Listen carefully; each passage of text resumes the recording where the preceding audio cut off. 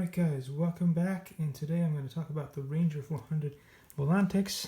I just charged the battery, which is this cute little thing here. And as far as I know, the only way to open this is to pull hard this way and up, and then open this up where you see there's servos and a bunch of other stuff, and somehow make your way in here.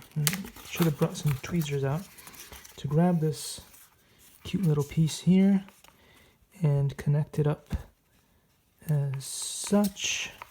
No light turns on, nothing to turn on or anything like that, I don't think. At least I don't know for certain. Then you sort of, is there an actual place to push this into? I don't know that either. We're gonna find out.